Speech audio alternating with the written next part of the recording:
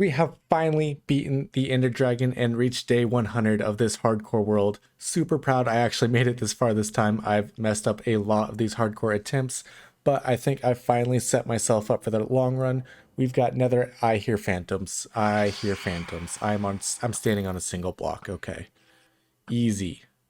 I'm getting too good now. Too good with the bow. As I was saying, we are definitely getting a lot better at, oh my god, now a spider. Okay. Yeah, this just isn't going to go well. It's nighttime, we're outside, it just makes sense. But anyway, guys, we are on day 100. You guys can watch me spin around on top of this pillar right now and take out some mobs. Fortunately, I have a power 5 bow, so it's really not too much of a problem to dispatch of them. But the sun is rising on day 100, and it is time to get to work on so much more so that we can last a long time on this world. Look at that. Beautiful sunrise on this fantastic day of hardcore Minecraft. Anyway, this is the inside of my base. Let me pop off my helmet here so I can actually talk to you guys. This is the inside of my base. You've probably seen it from the 100 days video. We're in the storage area here, and you can see I've got a villager trading hall in the back over there and some farms. It is time to get to work on the rest of this series now. So let's jump right into this video.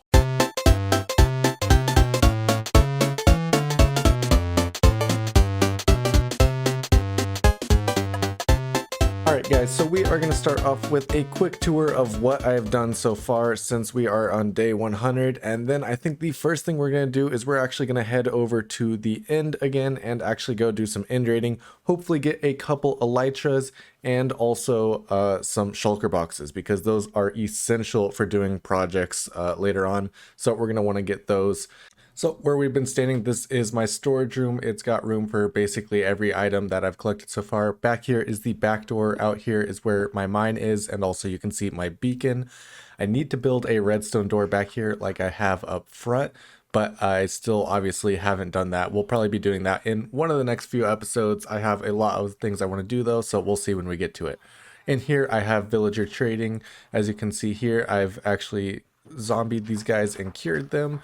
Whether or not that was on accident, I don't want to talk about, but either way, I have cheap farming to give right there. I also have a pumpkin and melon farm down in my mine.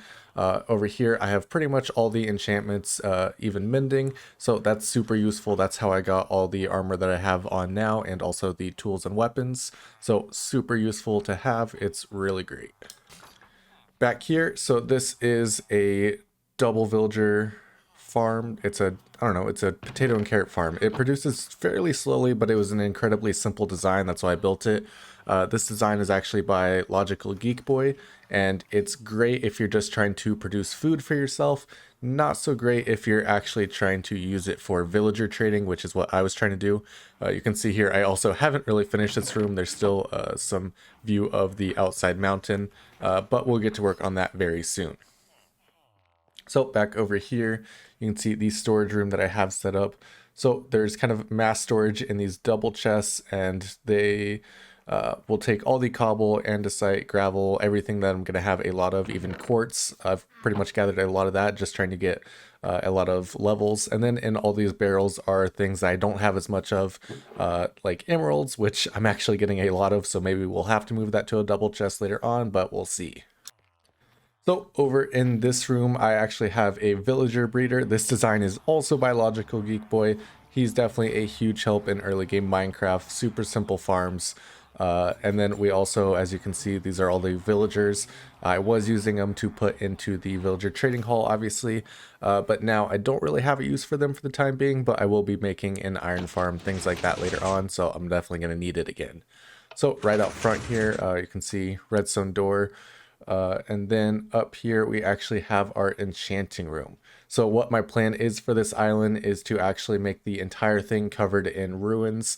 I obviously need to replant the jungle trees up here, but I'm still even working on the actual design of this. I've only actually done the front of it, but I'm going to cover this whole island in pathways and ruins. I'm probably actually going to clear out all the trees on the island at some point, do all the building, and then replant all the trees and the ferns, everything like that.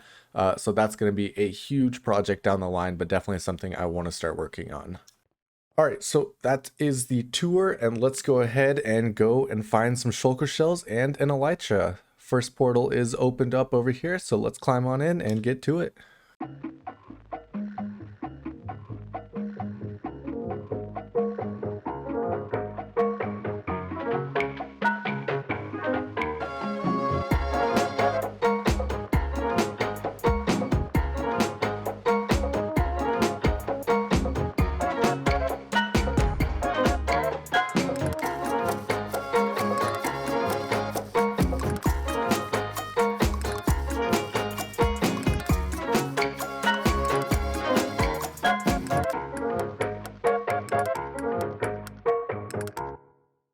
All right, so we just raided our 6th in city, I think. And no, we do not only have 3 shulker shells.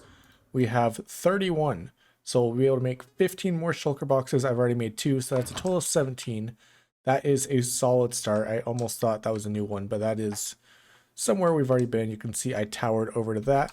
In these 6 cities, I found 1 elytra, which kind of sucks. I wanted, some backups in case one broke or something. I turned my render distance up to 48 chunks just now so that I could see further away, maybe spot another city, or even just a portal to get out of here now, because I'm kind of done end raiding. I'm on day 105 now, so I've spent 5 whole Minecraft days end raiding, but we are going home with another elytra. Heck yeah, there we go. All right, so I just logged back on after end raiding. We got a ton of shulker shells, ton of loot, and I actually, for some reason, have shaders on still. So I thought I'd just walk around real quick and see what my base actually looked like with shaders, just because I hadn't yet before. And this is actually really cool. I didn't know this is what the crimson and warped logs look like. I think these are the complementary shaders. I don't know. I was filming a video earlier and don't remember what I have on still, but it actually does look pretty cool. All right, let's take those off though, and we have a ton of stuff we need to do. So the plan is to create an automatic wool farm. I have a project coming up where I'm going to need a lot of carpet. So that is one of the first things we're going to do. So I'm going to go ahead and grab some materials. We're out of things like shroom lights. I need some more of those warped logs. So I'm going to head to the nether, get those, and then we're going to start clearing out a section where we can actually build this sheep farm. So the sheep farm that we're going to be building is an automatic wool farm. All you have to do is put dispensers with shears inside of them next to the sheep, and it'll go ahead and handle everything. This is completely automatic. The only thing we have to do is every once in a while replace these shears in the dispensers.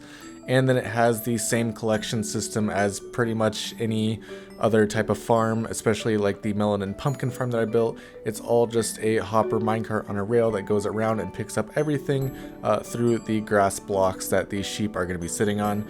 So we're going to go ahead and clear out a room just to start breeding some sheep, and then we're going to clear out another room to actually put this farm inside of. So I decided to do this all underneath my villager trading hall right next to the villager breeder that I have down here. I'm probably going to do some more stuff down here in the future, probably going to upgrade that potato and carrot farm that we have in the villager trading hall. But right here is where I'm going to put these sheep. Fortunately, I had some grass blocks lying around, so I went ahead and sat those down so that they actually started spreading. Accidentally knocked a villager down from the trading hall and had to piston him back up into the actual floor. But that's all handled now, and the sheep are in their own section, so I can get started on this actual automatic wool farm.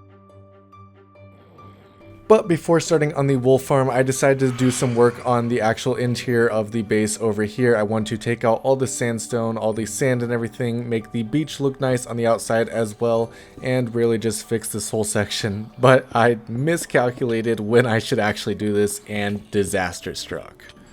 So a bunch of normal zombies jumped in, and that's completely fine, but what I didn't notice at first is a baby zombie had actually made it into the villager breeder and started infecting all the villagers that I had down in this system. So unfortunately I had to kill all these guys, but I think it's fine. We don't really need any villagers right now anyway, so not that big of a deal. So after getting all that sorted out, went ahead, kept breeding up the sheep until we had a pretty decent amount, and now it's actually time to start working on the automatic wool farm. So where we're going to put it is actually right next to where we have these sheep. This is directly underneath the villager trading hall. You can actually see the warped wood in the ceiling, which is in the floor of the villager trading hall. And we have to clear out a pretty big section here. I want to get like 8 or so sheep in this system to start. Maybe add some more later on. We're going to see how efficient this farm really is before we decide any of that though. So we got the entire farm built up. What I'm doing right now is actually going ahead and dyeing some of these sheep so that I actually get a few different colors of wool. I'm going to be needing a lot of light gray wool for the project I'm planning on doing, but I also want to get some green and some other colors going, and we'll expand the color range later on, maybe get all the colors in here. Not really too sure yet, but we'll see. So this farm has only been running for like 5 minutes and it's already got a ton of wool, so it's definitely a super efficient farm. We're probably going to get way too much wool than we actually need from this, but we're going to leave it running for now while we do everything else, and we'll see what we get. I didn't really put that many shears in this system. There's only like 2 in each dispenser, so we're definitely going to have to redo that later on, but for now it should be fine for a little while at least. Alright, so we have one more project that I want to work on in this episode, and that is actually going to be fixing up that potato and carrot farm that we have. Those designs that we have right now are super inefficient for doing villager trading. We don't get many emeralds from them. Most of the emeralds we get are actually from this melon and pumpkin farm that we have right here. These things run all the time, and I just come down here every so often and collect it all. So we're actually going to come down to the mine, get some deep slate, exchange all the iron and gold from this beacon for some emerald blocks that I got from villager trading, and then we're going to go ahead and start working on that project. So this is actually a 2-layer design, and we're starting it right next to the wool farm down here. I'm centering up the bottom section with the top section. This is actually the design that Mumbo Jumbo has on Hermitcraft Season 8. I went and found a tutorial of this design from Shulkercraft. I don't know who did the original design, however, but this is a super efficient design. Way faster than the smaller design that we had before, so we'll be sticking with this for the time being and maybe adding some more layers later on. Alright, so we basically have this thing finished up. The whole top and bottom section are in. The villager on the bottom is in. That's where the bottom villager will actually throw the potatoes and carrots to, and then it'll go into the dispenser section.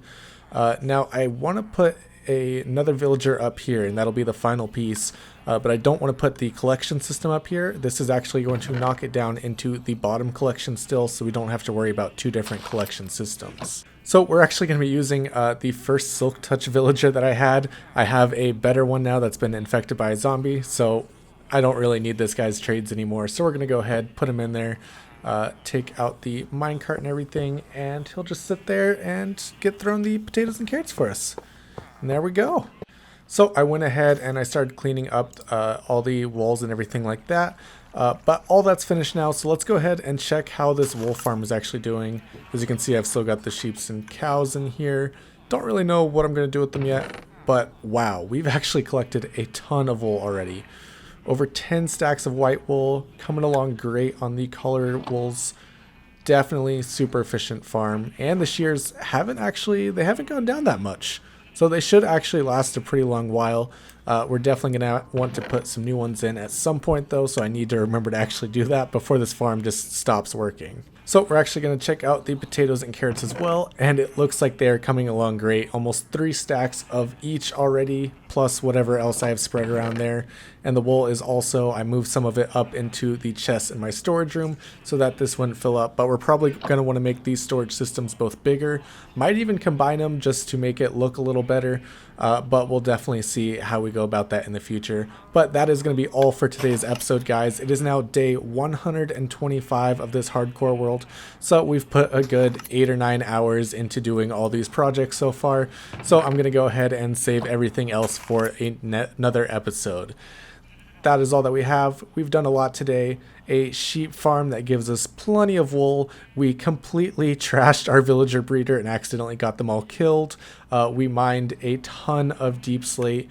And we even got a better potato and carrot farm set up, which I wasn't even planning on doing in today's episode, but I really felt the need to, so we got that done. And we even went and end raided, got an elytra and a ton of shulker boxes, which I honestly almost forgot about because it's been so long since we did that part of this episode.